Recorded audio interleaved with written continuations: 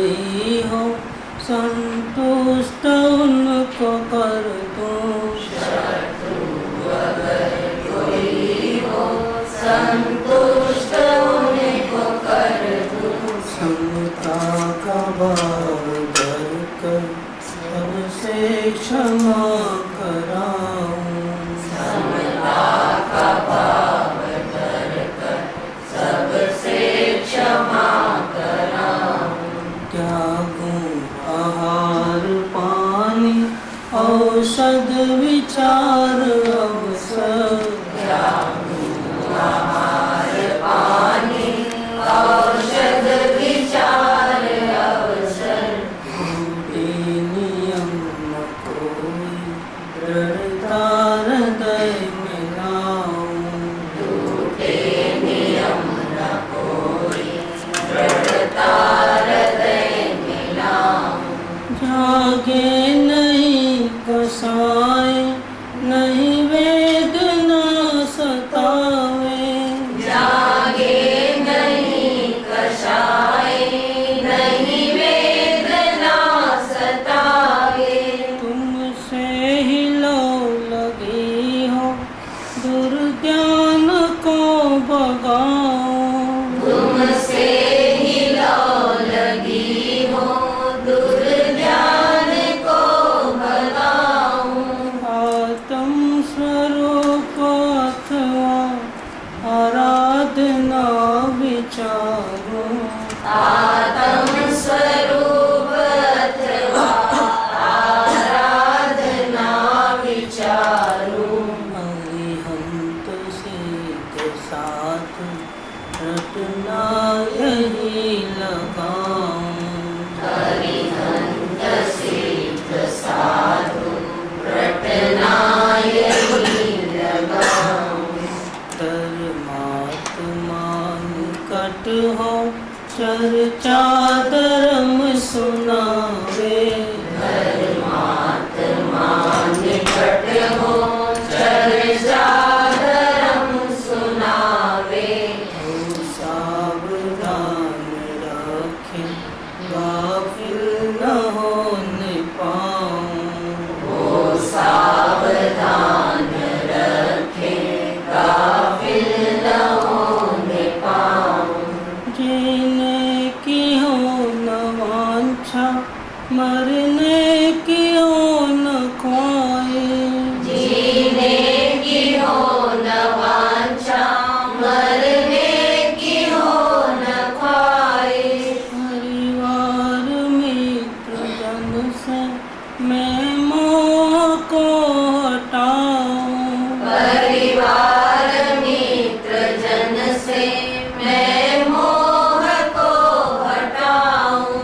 भोगे जो भोग पहले उनका न हो सुमिरन। भोगे जो भोग पहले उनका न होवे सुमिरन। मैं राज संपदाया पद इंद्र का न चाहूं। मैं राज्य संपदाया पद इंद्र का न चाहूं। रत्नात्रय का पालन हो अंत में समाधि। रत्नात्रय का पालन हो अंत में समाधि। शिव राम प्रार्थनाय जीवन सफल बनाऊं। शिव राम प्रार्थनाय जीवन सफल बनाऊं। शिव राम प्रार्थनाय जीवन सफल बनाऊं। शिव राम प्रार्थनाय जीवन सफल बनाऊं।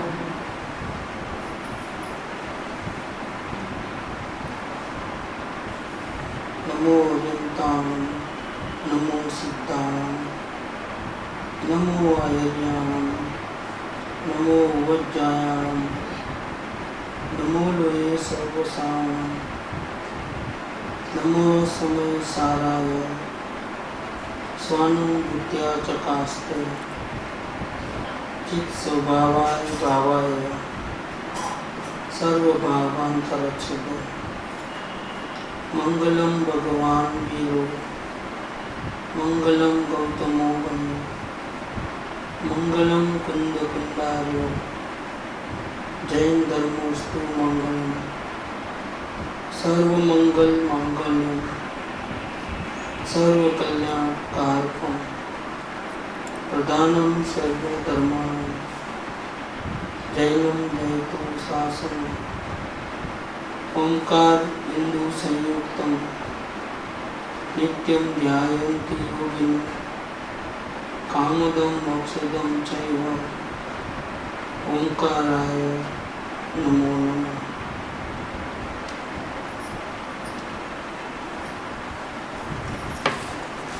परम कृपाणु देवराचे अध्यात्म महाकाव्य परम पद की भावना अपूर्व अवसर है वो क्यारे अवसर।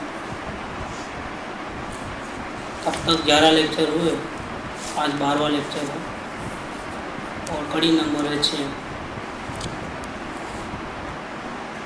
पंच विषयमा राग द्वेष विरहितता पंच प्रमादे न मळे मननो शोभजो द्रव्य क्षेत्र ने काल भाव प्रतिबंधवं विचरवु उदयादिनपण विकलोपजो अपूर्व अवसर एवो क्यारे आवशे। पंच विषय में राग द्वेष विरहितता, 5 इंद्रियों के विषय में जो उपयोग जाता है और जो अट्रैक्ट करने वाले जगत के पदार्थ हैं, इंद्रियों को अट्रैक्ट करने वाले, जैसे सौंदर्य होता है तो आँख को अट्रैक्ट करे, मधुर संगीत तो कान को अट्रैक्ट करे, इसलिए जात जात के रसमय पकवान वगैरह रहते हैं, भोजन आदि, तो वो रसना इंद्रिय को उत्तेजित करते हैं। सुगंध तो घ्राणेंद्रिय का विषय है और स्पर्श इंद्रिय का विषय तो बहुत है, ठंडी गर्मी से बचने के लिए। इसके अलावा बहुत से संबंध इस प्रकार के हैं, स्पर्श इंद्रिय के विषय। इन सब में कहीं भी न राग है न द्वेष है, इधर भी राग द्वेष नहीं रहना।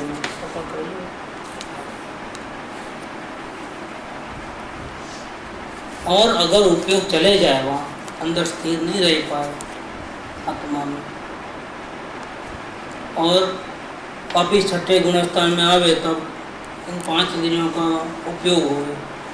इसलिए पहले ही 5वें नंबर की कड़ी में कहा है कि मन वचन काया का उपयोग कैसा करते हैं? भोग विलास के लिए नहीं, जिंदा रहने के लिए नहीं, शरीर को अच्छा रखने के लिए नहीं, सिर्फ आत्म साधना के लिए मन वचन काया का उपयोग करते हैं। वो भी छठे गुणस्थान में आवे तो ते पण क्षण क्षण घटती जाती, डे बाय डे अंदर में ज़्यादा रहना होवे और बाहर उपयोग कम आवे। इस प्रकार से बाहर आवे तो इस्तेमाल करना है, बाहर आना ही नहीं है। और अगर बाहर आ गए तो आत्मस्थिरता बढ़े, इसी प्रकार से उसका इस्तेमाल करना है। तो बाहर तो जाता है उपयोग, छठे गुणस्थान में आते हैं। अगर निरंतर अंदर रह जाए तो परमात्मा बन गए। कंटिन्यूस अगर उपयोग अंदर में रहे तो क्या होता है? तो परमात्मा बन गए। लेकिन अभी परमात्मा बनना तो बाकी है। क्यों बाकी है?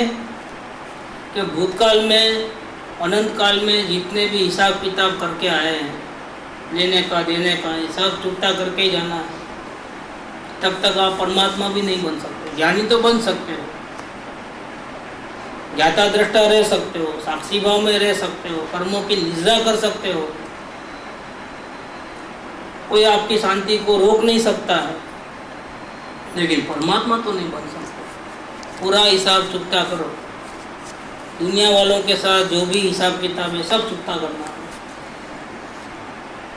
इसीलिए ज्ञानी बन सकते हो, मजे में रह सकते हो, लेकिन परमात्मा नहीं बन सकते।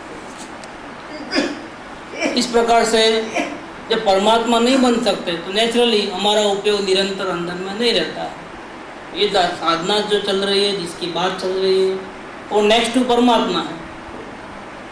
परमात्मा से इसके बाद का स्टेप जो है वो साधना कौन सी है? परमात्मा की है। इससे ज़्यादा साधना हो नहीं सकती है। अगर इससे ज़्यादा साधना की तो परमात्मा बन जाते हो,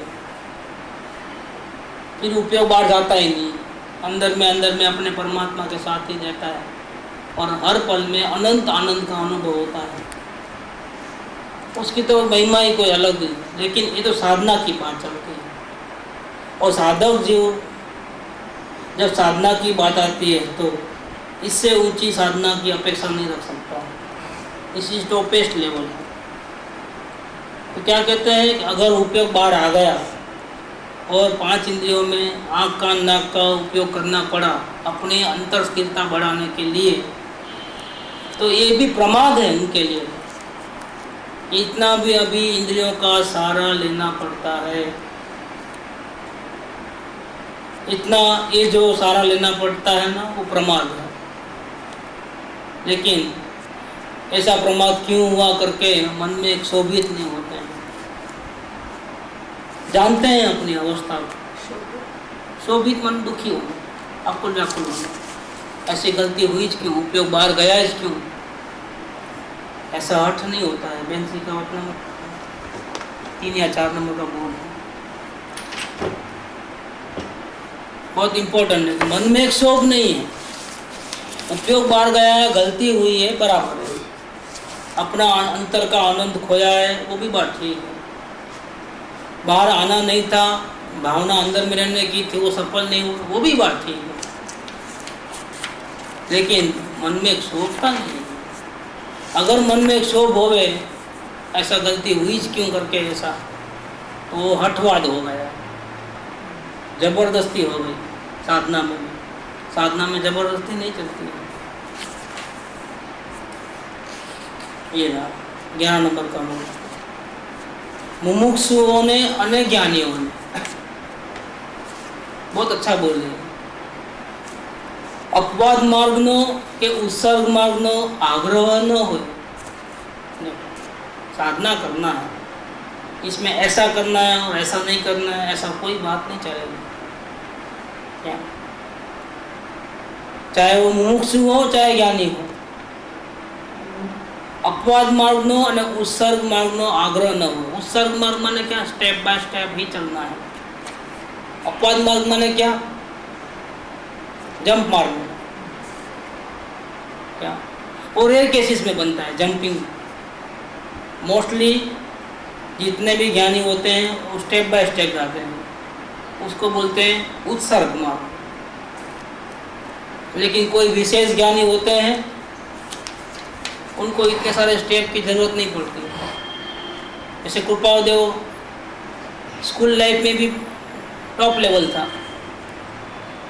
दूसरे बच्चे उनकी उम्र के 1 स्टैंडर्ड 2 स्टैंडर्ड करके 7 किताब पढ़ने के लिए कितने साल लगते? 7 साल लगते। उनको 7 स्टैंडर्ड पढ़ने के लिए सिर्फ 1 साल लगा है। 1 to 7 पढ़ने के लिए कृपादेव को सिर्फ 1 ही साल में ख़त्म कर दिया। वो ये रेयर केसेस है। अपने जैसों को बहुत साधना करनी पड़ती है आत्मा का अनुभव करने के लिए, बहुत सत्संग करना, बहुत पर्सनल गाइडेंस मिले, इसके बाद भी टेढ़े चलते हैं, अभी भी ठिकाना नहीं रहता है। सुखानी जी की बात नहीं, फर्स्ट लेक्चर सुना, अंदर में उतर गए, काम फिनिश। सदगुरु को कभी नहीं मिले थे, उन सदगुरु को पहले लेक्चर में सुन करके ही 14 घंटे में काम करके खत्म हो गया मामला। ये क्या है? अपवाद मार्ग, rare opportunity, rare cases, extraordinary cases में ये बात आता है।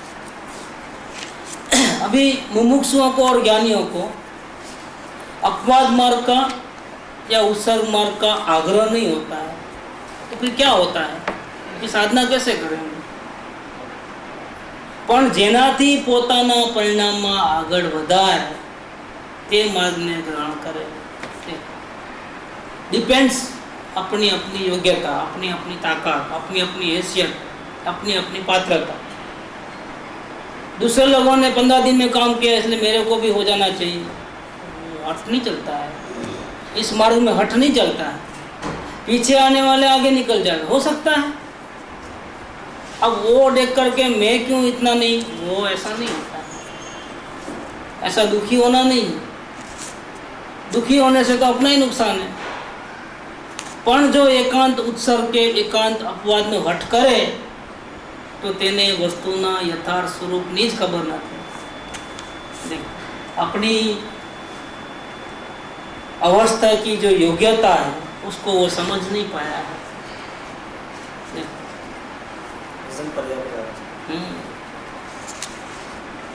वो समझ नहीं पाया। दूसरों को तो 2-4 दिन में हो जाता है, हम तो 1 साल से नहीं हुआ है।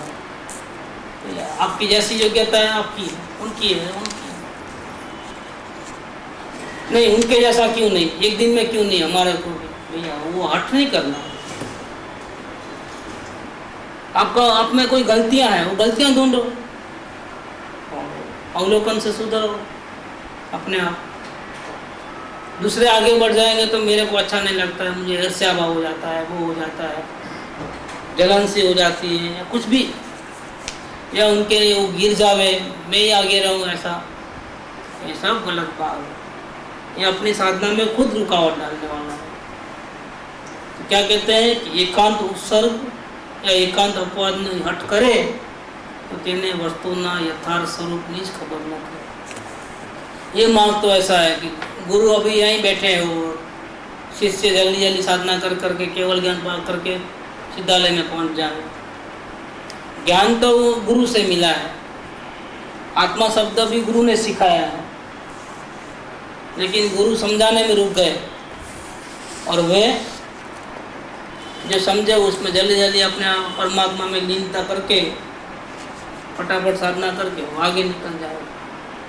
तब गुरु को ऐसा नहीं होता है कि मेरा शिष्य क्यों मेरे से आगे निकल गया, ऐसे जलन ऐसा कुछ नहीं होता। उल्टा उनके मुंह से तो वहाँ निकलता है, हाँ ऐसी साधना मुझे भी करनी चाहिए, करनी है मुझे ऐसी साधना। तो शिष्य को भी नमस्कार हो जाता है। ये वितराग मार्ग में गुणों की पूजा है, जो गुणों में बढ़िया है उसकी पूजा है। अहोभाव है वो भक्ति है। तो पंच प्रमादे न मरे मन नो क्षोभ, क्योंकि हठाग्रह नहीं है ना, सहज स्थिति है साधना। नहीं ऐसा ही करना है, ऐसा नहीं करना है, ऐसा हट नहीं रहता है। नहीं मैं अभी मैं साधना बराबर नहीं होती है तो अभी खाना खाना ही नहीं है मेरे को, नहीं ऐसा अनशन भी नहीं ले सकते आप। ऐसा अनशन लिए हठा तो क्या वो इसको अनशन नहीं बोलते, उसको क्या बोलते हैं? सुसाइड बोलते हैं। सुसाइड नहीं करना है। अनशन किसको बोलते हैं? कि अगर शरीर साथ नहीं दे आत्मस्थिरता में तो भी शरीर को खाना पीना बंद कर देना और पूरा ध्यान अपने आत्मा में लगा देना और स्थिरता बढ़ा देना, उसका नाम अनशन है। शरीर को भूखा रखना उसका नाम अनशन नहीं है। ये तो नेता लोग बहुत करते हैं, जरा कुछ तकलीफ हो तो भूख हड़ताल, आजीवन बस, जब तक आप बात नहीं मानोगे तब तक खाना नहीं खाएंगे। ये नाटक रहते हैं, कोई रियलिटी नहीं रहती। अपनी बात मनवाने का ये भी एक प्रकार है, उसमें आत्मसाधना नहीं है।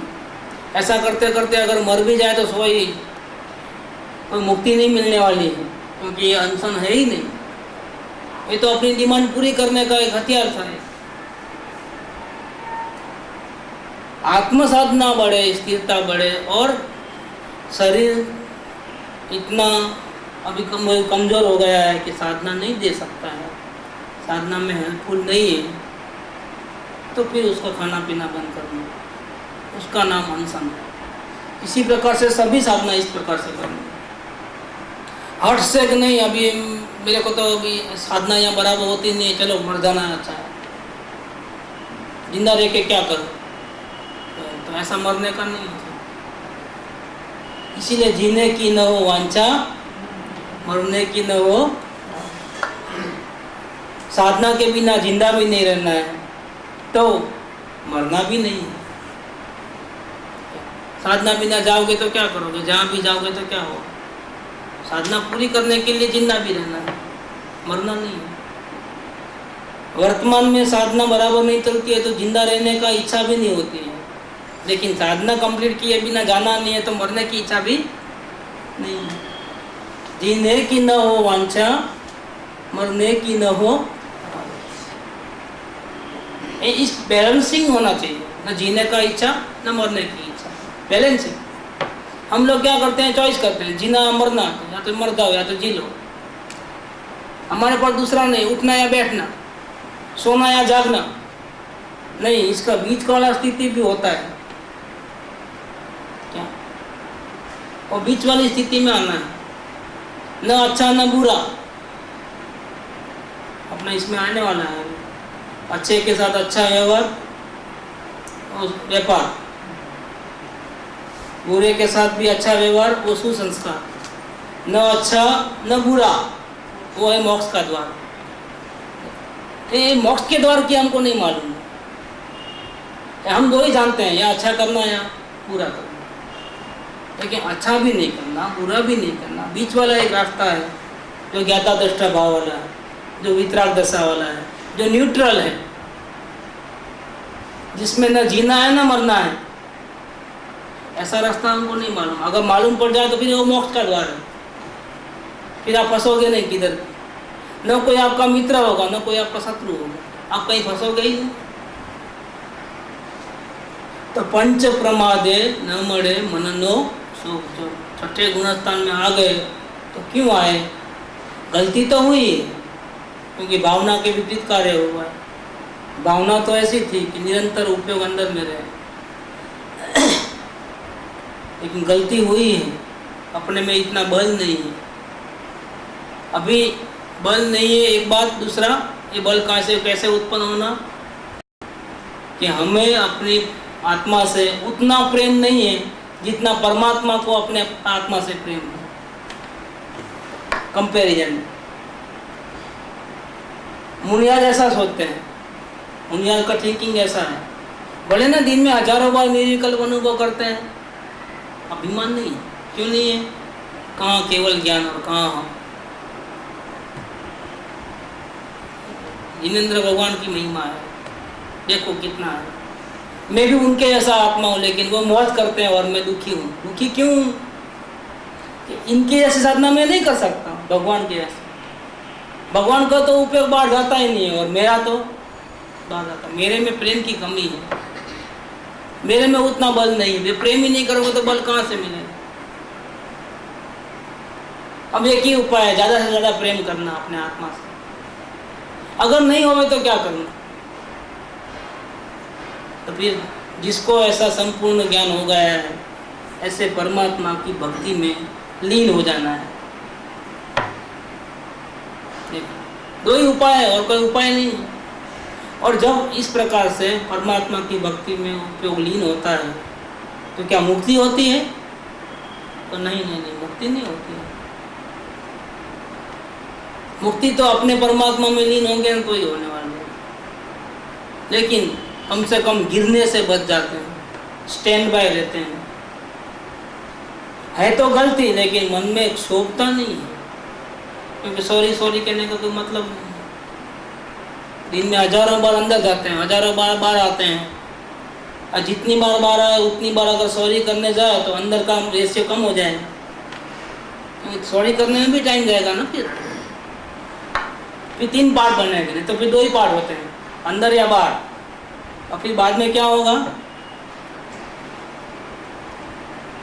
बाहर जाना, फिर सॉरी कहने के लिए बाहर जाना और फिर अंदर आना। अंदर का रेशियो कटेगा, बाहर का तो वैसा का वैसा रहेगा। इन पार्ट में नहीं रहना है। पंच प्रमादे न मरे मननी शोभ। मन का शोभ नहीं है। मन का तो साधना में कोई अलाउड नहीं है। मन को तो बाहर ही धकेल दिया है। को वैसे भी सॉरी तो अलाउड ही है, पनिशमेंट ही है। सहज दिख जाए और आचार्य देव के पास जाकर के बात करे, वो अलग बात है। उनके दोष की दृष्टि कहाँ है? उनको तो द्रव्य की दृष्टि है। द्रव्य में मास्टर ये तभी तो इतना हजारों बार निर्विकल्प अनुभव होता है। सविकल्प स्व संवेदन तो निरंतर है, 24 घंटा है। बिना द्रव्य दृष्टि से कैसे होगा? और गुरुदेव श्री जो बात करते थे वो द्रव्य दृष्टि की बात करते थे, इसलिए उनकी बात समझना थोड़ा कठिन पड़ता है। वो आत्मा के सिवा कोई बात ही नहीं करते। वो उतने ऊंचे लेवल की बात करते थे, बाकी हम लोग तो उनके करीब में भी नहीं थे। वो भाई एकदम हाइट पे विराजमान थे। उनके हर लेक्चर देखो तो हाइट पे रहते हैं। द्रव्य दृष्टि की महिमा, भगवान भगवान भगवान की बात। सोगानी जी ने तारीफ की है कि हम जैसे पामर दशा वालों को भगवान भगवान की रट लगा देना, ये आप जैसे महापुरुषों का काम है। हमको तो अपनी महिमा कभी आई ही नहीं हमारे को, हमारी महिमा भगवान होते हुए। हम तो अपने को तुच्छ संसारी पामर समझते थे, रागी द्वेषी मोही। देखो, और हम जैसे तुच्छ लोगों को अपने मैं भगवान हूँ, मैं भगवान हूँ, मैं तो यही परमात्मा हूँ, यही परमात्मा हूँ, ऐसी जो धुन लगवाई, ये आपके बिना संभव है। आपका आशीर्वाद है, आपकी कृपा है। इसीलिए हम लोग कुछ लोग पामर लोगों को मैं भगवान हूँ भगवान हूँ भगवान हूँ ऐसी रटन चलती है। तो हमारे में कहाँ ऐसी हैसियत थी? मुक्ति, इतना हार्ड शब्द लगता था मुक्ति, मोक्ष। कभी भी पॉजिटिव विचार ही नहीं आता मोक्ष के लिए कि नहीं हम कैसे पा सकते हैं, हम तो रागी द्वेषी मोही, हम कैसे भगवान बन सकते हैं, हमारी कैसे मुक्ति हो सकती है? क्या इतने लोग तो डूब रहे हैं, तो क्या फिर इतना क्या आसान थोड़ी होती है मुक्ति? कभी भी किसी को भी मोक्ष के बारे में पूछो, वो बड़े बड़े ज्ञानियों का महात्माओं का काम अपना सीधा यही निकलेगा वचन। बड़े बड़े योगी भी फेल हो गए। अभी हमसे संसारियों को मोक्ष की बात कायकू सपने दिखाते हो या कायकू मजाक करते हो, ऐसा ही लगता कि हमने कभी अपनी वैल्यू नहीं की। क्या हमारे में भी परमात्मा बनने की ताकत है, भगवान बनने की ताकत है तुझ में। तू मान बेटा गुजारी हूँ बस, ऐसी तू मान्यता को छोड़।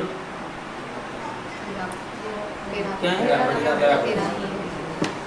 तेरा प्रभु तुझ में ही है। वीर प्रभु के ये बोल कि तेरा प्रभु तुझ में ही है। कि हमको कहाँ पता है हम प्रभु हैं? हम पामर प्रभु कैसे हो सकते हैं? हम भगवान कैसे हो सकते हैं?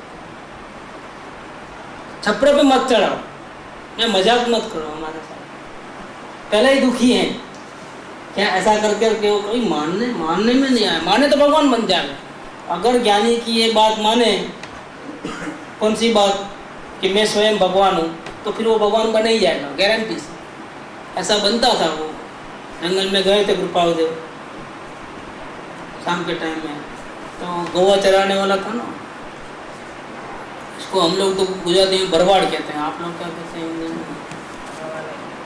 ग्वाला। तो जंगल में जा रहे थे तो अचानक गोपाल देव की नज़र पड़ गई उसके ऊपर से आ रहे थे, तो वो उनको एक टक से देख रहा था। कौन? ग्वाला। ऐसा कि वो क्या देख रहा है कि भूत को देखा, क्या देखा, भगवान को देखा, उसकी नज़र नहीं हटती। कृपाल देव के नयन से नयन मिला करके देख रहा। तो कृपाल देव की नज़र भी वहाँ चले गए। फिर दोनों की नज़र मिलते मिलते मिलते जब करीब आए ना, तो कृपाल देव ठहर गए। उसके बाद तो उसको बोले तुम भगवान हो। क्या बोले? और वो ग्वाला साइन करने को भी नहीं आता था। अंगूठा छाप था, उसको कोई नॉलेज नहीं था। लेकिन जब कृपादेव ने उसको कहा कि तुम भगवान हो, वो खुशी के मारे पागल होकर के पैर पड़ लिया। कृपादेव, आप पहली बार हैं, आप तो मुझे भगवान कहते हो, आज तक किसी ने मुझे भगवान नहीं कहा। नहीं, मैं तो मामूली हूँ, गवा चराने वाला हूँ, मुझे तो शास्त्र ज्ञान नहीं है, पूजा भक्ति आती नहीं है, मैं कैसे भगवान हो सकता हूँ। नो क्वेश्चन, आपने कह दिया है, बस हो गई बात। सर्वभाव सरेंडर, दूसरा कोई थॉट नहीं आ गया माइंड के अंदर।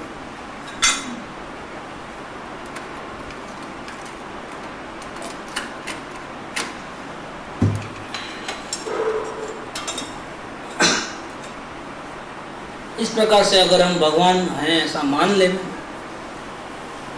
तो हमारा काम हो ही जाता है।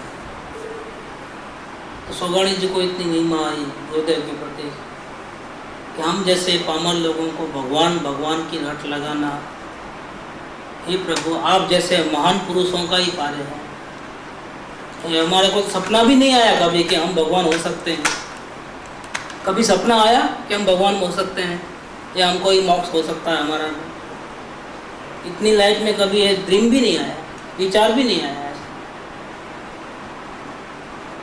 देखो, ये सत्पुरुष का एक क्षण का भी योग मिलता है तो कितना बड़ा कमाल होता है।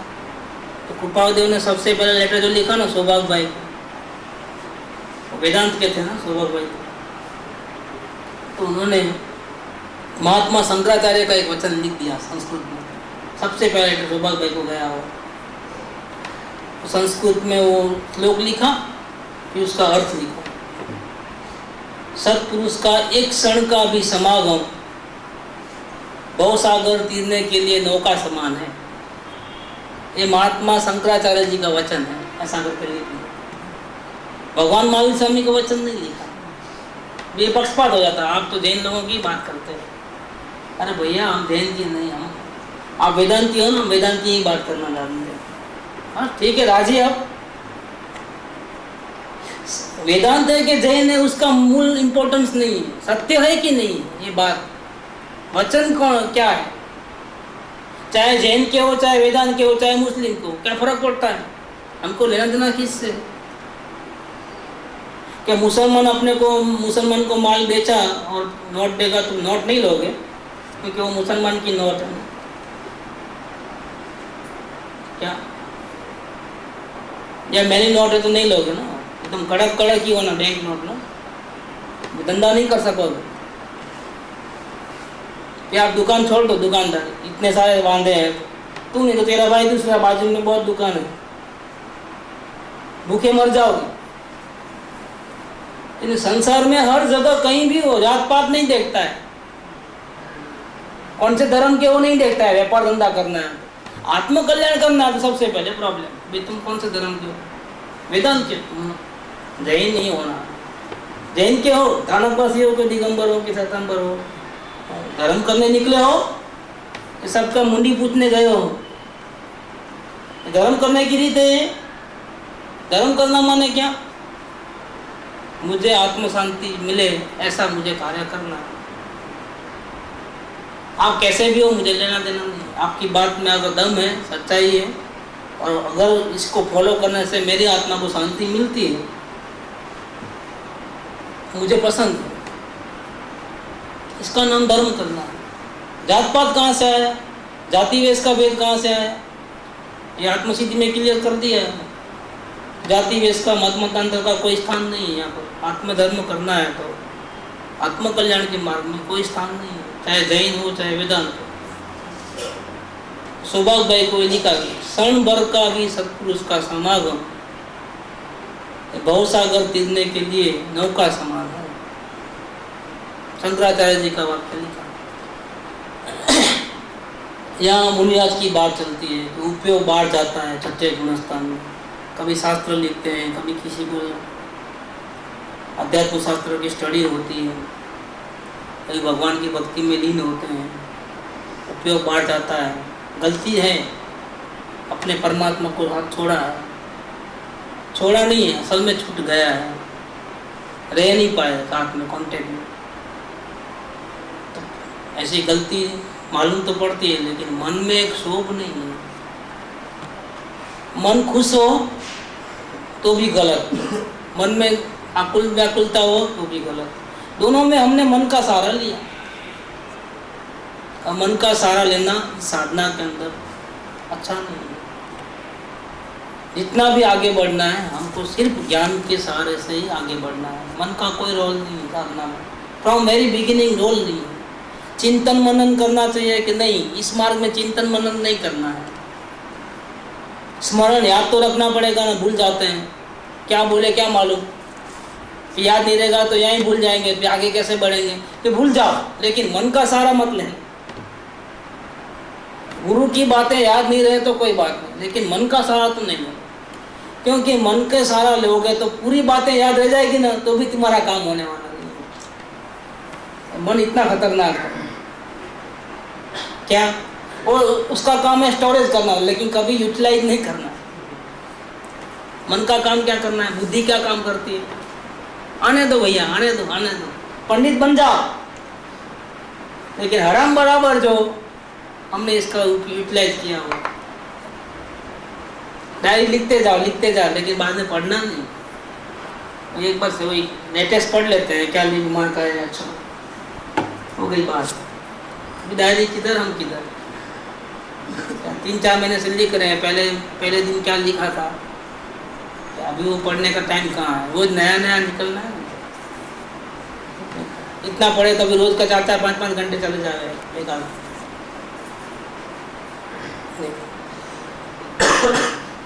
याद नहीं करते हैं, इतना टाइम कहाँ है किसी। तो बुद्धि में इतना भी ग्रहण, बुद्धि का रोल ही है, मन का बुद्धि का रोल ही है, ग्रहण करते जाओ, पढ़ते जाओ, लेकिन इस्तेमाल कभी नहीं करते। अपने को वो काम नहीं करना है। अपनी साधना के अंदर, अंतर की साधना के अंदर मन का बुद्धि का कोई रोल नहीं, इसलिए अनपढ़ पा लेता है और पढ़ा लिखा रह जाता है। इसका कारण क्या है कि गरीब दुखी कम है। क्यों? उसके पास दुखी होने के लिए साधन खरीदने के पैसे कम हैं। गरीब दुखी क्यों कम है? धनवान के पास बहुत पैसा है दुख खरीदने का, दुख खरीदने का धनवान के पास बहुत पैसा है। फंसाओ एक एक चीज और फिर दुखी हो जाओ, पागल बन जाओ। गरीब इतना दुखी नहीं है। इसी प्रकार से अनपढ़ इतना, अनपढ़ को डिफिकल्ट नहीं सरेंडर होना, बुद्धिशाली जीवों को सरेंडर होने में बहुत तकलीफ होती है, तो सरेंडर नहीं हो सकते हैं, और यही रुकावट है। ये मार्ग है वो बुद्धि का नहीं है, मन का नहीं है कि हम स्टोरेज करके अच्छा बराबर बिठा ले, याद कर ले, बाद में हम उसका इस्तेमाल करेंगे। कभी नहीं करो, क्योंकि रोज नया नया आते जाएगा, पुराना तो भूल नहीं है। यूटिलाइज करने के लिए टाइम तो टाइम नहीं मिलता है, इसलिए अवलोकन द विद्या है। इसमें याद नहीं करना है, मन का, चिंतन का, स्मरण का, गोलन का कोई रोल नहीं है। डायरेक्ट जो भी हो रहा है वर्तमान में होकर के देख लो, पन्ना फिराना नहीं, भूतकाल का पन्ना गया सो गया, गलती हो गई ना हो गई। अब सॉरी कह करके नहीं गलती नहीं करना है, दुखी होकर के नहीं गलती नहीं करना है, नहीं तो वापिस सॉरी बोलोगे, फिर सॉरी का सॉरी बोलना पड़ेगा, फिर सॉरी का सॉरी बोलना पड़ेगा, और रुपये बार ही बार रहेगा, और जिंदगी पूरा सॉरी सॉरी कहने में ही निकल जाएगी। जागना है जागना है जागना है करके जागना ही रह गया, बाकी सब हो गया। क्या? हाँ जागता हूँ, हाँ जागना है जागना है जागना है। कल परसों इतवार आ रहा है ना, जाग जाऊंगा, जब तक सोने दो। सब इतवार, अभी यात्रा को जाने का, यात्रा कोई लेक्चर, अभी कल तो लेक्चर नहीं हुआ, टाइम कहाँ है? अब सब साथ में वहीं जागेंगे दरिया किनारे पे, कल लेक्चर नहीं है, बस खत्म। देखो जागना है करते हैं, और क्या रह गया? सिर्फ जागना रह गया, बाकी सब हो गया। एक एक वचन में कितनी ताकत है, एकदम जगा देवे ऐसे वचन। तो मुनि आज शोभ नहीं करता, कुछ भी हो जाए, जैसी ये विचर में उदयाधीन है। देखो आगे फोर्थ लाइन ये, फोर्थ लाइन में क्या है, जैसा उदयादिन हो रहा है, अंदर जा रहा है उपयोग वेलकम, बाहर रह रहा है ओके, मन में क्षोभ नहीं, जरा भी दुखी तो होना नहीं। अगर हम कहीं भी उपयोग बाहर है तो भी अगर हम किसी कारण से दुखी होते हैं तो समझ लो कि हमारी साधना में कमजोरी है। उपयोग अंदर हो चाहे बाहर हो, कैसी भी पोजीशन हो, अनुकूलता हो चाहे प्रतिकूलता हो, इस मार्ग को अपनाने वाला अगर दुखी रहता है उसकी बहुत बड़ी विराधना चल रही है, समझ लो। किसी भी कारण से अगर दुखी अपने को महसूस करते हो, अवलोकन और वेद ज्ञान की साधना मिलने के बाद, भले आप परमात्मा नहीं बने, भले आप मुनि नहीं बने, भले आपकी साधना इतनी अच्छी नहीं चलती, लेकिन अगर आप दुखी होते हो आपकी साधना अच्छी नहीं चलती। आप समझे नहीं, इस मार्ग को नहीं समझे। इस मार्ग में एंट्री लेने से ही शांति शांति शांति शांति शांति, अशांति का नाम नहीं है। फिर हाँ, सर पे पत्थरा मारने का है तो अलग बात है, बाकी कोई दुखी नहीं हो सकता। वेरी बिगिनिंग से कोई दुखी नहीं हो सकता। इस मार्ग में दुखी होने का नाम ही नहीं, परमात्मा बनने का नाम है। क्या मृत्यु के द्वार पर नाचते नाचते जाओगे तो क्या होगा, फिर न वापिस आओगे। ये नाचते नाचते यात्रा करना का है। दुखी होकर के, हैरान परेशान होकर के, साधना अच्छी नहीं चल रही है, उपयोग बाहर जा रहा है, ऐसा हो रहा है, ऐसा हो रहा है, ये आधी जिंदगी सॉरी में जाएगी। क्या एक जिंदगी है, उसका 1/3 जाता है गलतियां करने में, 1/3 जाएगा सॉरी कहने में। अब कितना रहा बचा? कम से कम सॉरी का तो टाइम निकालो, साधना में डाल दो सॉरी कहने के लिए, तो साधना बढ़ जाएगी, तो गलती अपने आप कम हो जाएगी। ये तो गलती करे फिर सॉरी बोलने की दूसरी गलती करे, दुखी दुखी दुखी दुखी होकर के फिर साधना करने आए तब तक थक जाता है। क्या साधना क्या करेगा? रो रो के आएगा तो मरने की खबर आएगा। मुझे रोते वोते नहीं है। विचरे विचरू उद्याधीन, लेकिन एक शर्त है, पण वित लोभ जो। इस फोर्थ लाइन की बात, अब थर्ड लाइन रह गई है, देखेंगे क्या होता है। विचरू उद्याधीन, उद्याधीन माने क्या? जैसा चलता है रेडी है, लेकिन वित लोभ है। वित लोभ माने क्या? संसारी जीवन में और मुनि के जीवन में क्या फर्क है? यही बहुत बड़ा फर्क है वित लोभ का। संसारी जीवों को लोभ रहता है, कहीं ना कहीं कुछ थोड़ा अंश में भी सुख लेने का भावना रहती है। ज्ञानियों को अभिप्राय में वो भावना नहीं है, अभिप्राय में, लेकिन आचरण में। लेकिन मुनियात तो टॉप लेवल के साधना में, उनको ना अभिप्राय में ना आचरण में कहीं से कुछ अपेक्षा है कि मुझे यहाँ से थोड़ा सुख मिल जाए। वो तो सर पे कफन बांध के ही तो गए हैं जंगल में। क्या जिसको अपने शरीर से भी प्यार न हो, उससे भी ज्यादा प्यार अपने परमात्मा से हो ना, वही जीव मुनि पद की साधना कर सकता है। हमको हर प्रकार की सुविधा चाहिए, 5 इंद्रियों के विषयों की, शरीर की सुविधा, और फिर हमको मुनि बनना है। सपने भी मत देखना, कभी पॉसिबल नहीं होगा। मुनि बनना माने सर पे कफन बांध करके जाना जंगल और आत्मा से प्रेम होना, जान हथेली पे लेके जाना है कि चले जाए तो चले जाए, बोले मैं भी देखूंगा कैसे जाती है। वित लोभ नहीं, बाहर से किसी प्रकार के अंश मात्र में भी, आचरण में भी नहीं, आचरण में भी अपेक्षा नहीं किसी बात की। इसका नाम वित लोभ, वित राग, वित लोभ। राग चले गया है वो वित राग, द्वेष चले गया वो वित द्वेष, वित क्रोध, वित लोभ।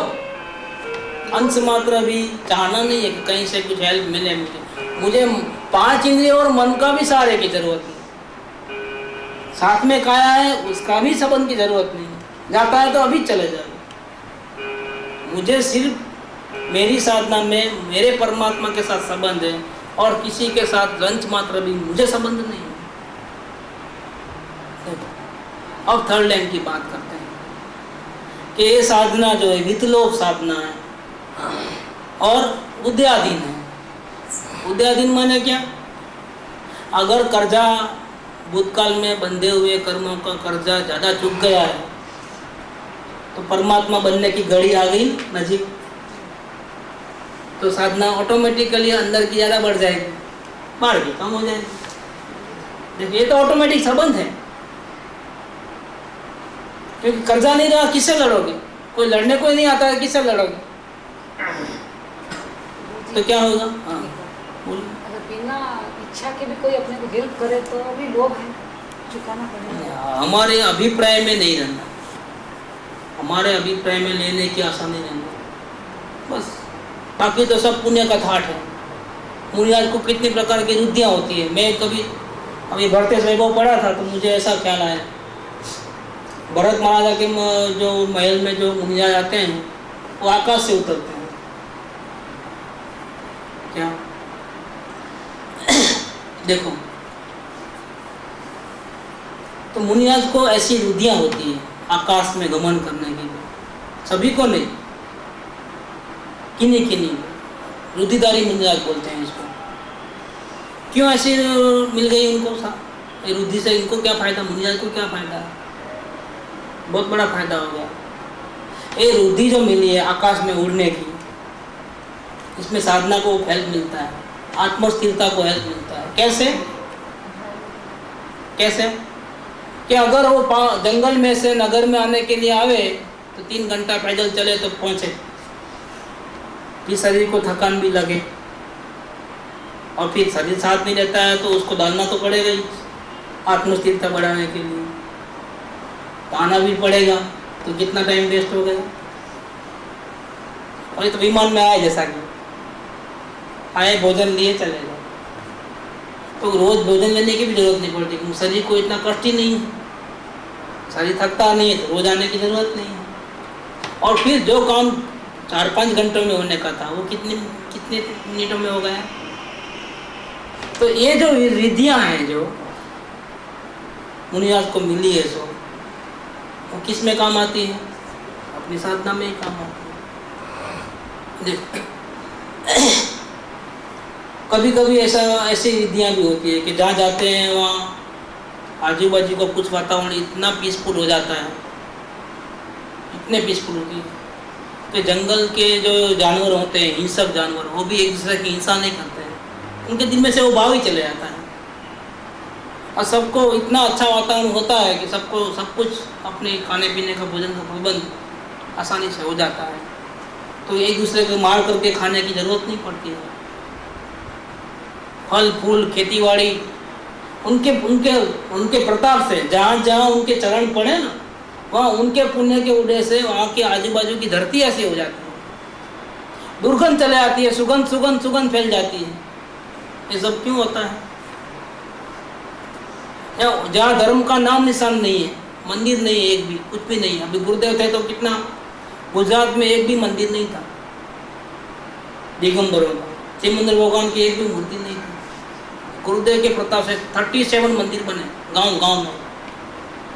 देखो, जहाँ जहाँ महापुरुष के कदम गिरते हैं वहाँ तीर्थ नहीं है, जंगल है, वहाँ मंगल हो जाता है अपने आप, कुदरती है। तो यहाँ पर लोग की कैसे मतलब बात है? हाँ, वो जो पूछे विथ लोग कि अगर बिना कुछ, तो इसमें आप बोल रहे थे ना, तो इसमें बिना लोग अपने को नहीं रहना, बाकी मिलेगा तो बहुत कुछ अपनी साधना के कारण से। साधना करने के अंदर में जाने की कोशिश करते हैं ना, तो उसमें तो सफलता तो अपनी जैसी योग्यता होगी, बल होगा उतना, बाकी अंदर जाने के लिए जो प्रयास करते हैं वही मैक्सिमम रहता है। क्या? तो अंदर जाने का जो प्रयास है उसमें इतने पुण्य बन जाते हैं, इतने पुण्य बन जाते हैं कि आगे जा कर के आप जो अंतर की साधना करोगे तो बाहर का वातावरण अपने आप अनुकूल ही होगा।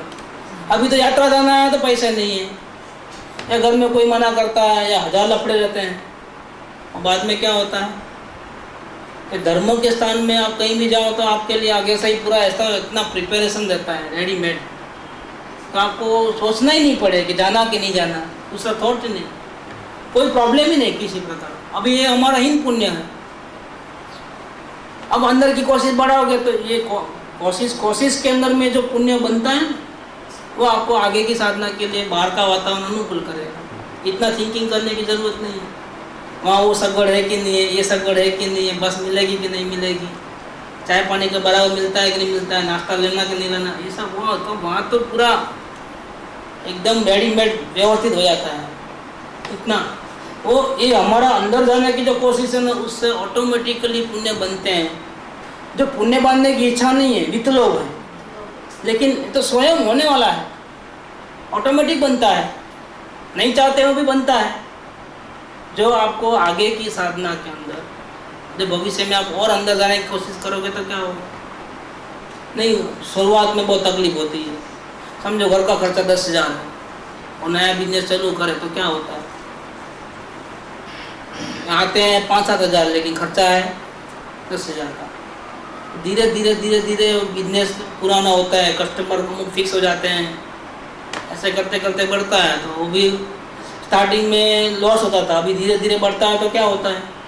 तो 10 का 12,000 हो गया, फिर 15,000 हो गया, और फिर क्या होता है मालूम? क्यों? घर का खर्चे की तो चिंता ही नहीं रहती है, एक्स्ट्रा जो बचते हैं वो भी धंधे में इन्वेस्ट होते हैं, तो पैसा पैसे को लेके आता है। बात की पोजीशन ऐसा होता है। फिर इतना मेहनत नहीं लगती है, ये शुरुआत में जो मेहनत लगती है वो आगे जा कर के मेहनत नहीं लगती है। और चित्त तो धन ही बढ़ा हुआ धन ही धन को लेके आता है। प्रॉफिट भी इन्वेस्ट होता है, प्रॉफिट भी इन्वेस्ट होता है, वो पैसे को लेके आता है। देखो, ब्याज पे लाई हुई रकम का तो इंटरेस्ट लगता है, लेकिन प्रॉफिट जो मिला है उसका इंटरेस्ट कहाँ लगता है? नहीं लगता है ना। वो बिजनेस में ही है ना, उसमें तो पूरा परसेंटेज मिलता है। देखो, तो आगे की पोजीशन क्या है? वेरी बिगिनिंग की अलग है, लेकिन आगे की पोजीशन क्या है कि फिर पैसा ही पैसे को खींच के लेके आता है। ऐसा इधर साधना में ऐसा होता है कि वेरी बिगिनिंग में तकलीफ है। अभी ये बातें सुनते हैं मुनिराज की तो ऐसा लगता है कि क्या ये रियल में ऐसा होता होगा? लेकिन जैसा जैसा हमारे आगे आगे अनुकूलता मिलेगी ना साधना की, और हमारी भावना बढ़ेगी ना, और अपने परमात्मा से प्रेम बढ़ेगा, ऐसा लगेगा कि बहुत ईजी है, बहुत ईजी है। अभी अपने मंडल में आत्मज्ञान करना कैसा लगता है? ईजी है। और कहीं जाओ, लोग मरते हैं, मुझे आत्मज्ञान क्यों नहीं हो रहा है? 10 साल से तड़प रहे हैं, लेटर भी आते हैं लोगों, हैरान परेशान, इतना पढ़ा, इतना पूजा की, इतना भक्ति किया, इतने शास्त्र पढ़े, आज भी वैसे के वैसे। देखो, अपने यहाँ मंडल में किसी को डाउट नहीं है कि आत्मज्ञान हो सकता है? अरे क्या बात, 6 महीने में गारंटी दे जाओ। अपने मंडल में ऐसा है, आप कहीं भी जाओ आपको कोई गारंटी देने वाला नहीं मिलेगा। चैलेंज, चाहे सोनगढ़ जाओ, चाहे देलाली जाओ, चाहे जयपुर जाओ, चाहे किधर भी बड़े बड़े पंडितों के पास जाओ, अगर कोई आपको गारंटी देता है तो उसको लेके आना इधर, उसकी पूरी हवा निकाल देना है। अगर यहाँ आया तो सही में बोलता, कैसे गारंटी देता है? ऐसा होता है।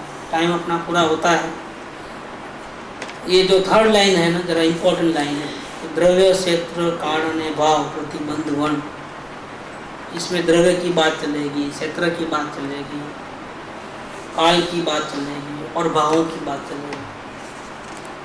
तो डीप विषय है, इसलिए वो लाइन छोड़िए। लेकिन एक बात है कि 5 इंद्रियों के विषय में कहीं भी न कहीं अच्छा न कहीं बुरा, और उपयोग अगर बाढ़ जाता है तो भी सॉरी बोलने का नहीं। अपनी स्थिति की योग्यता विचरे उद्यादीन समझ करके बिल्कुल, हाँ, आपका प्रॉब्लम कहाँ है? वित्त लोभ होना चाहिए, ये आपका है। बाकी जो होता है ऑलरेडी फिल्म बन चुकी है, जाने दो गाड़ी। आपको दुखी सुखी नहीं होना, कहीं रस लेना नहीं है और कहीं जबरदस्ती दमन करके निरस होना नहीं है।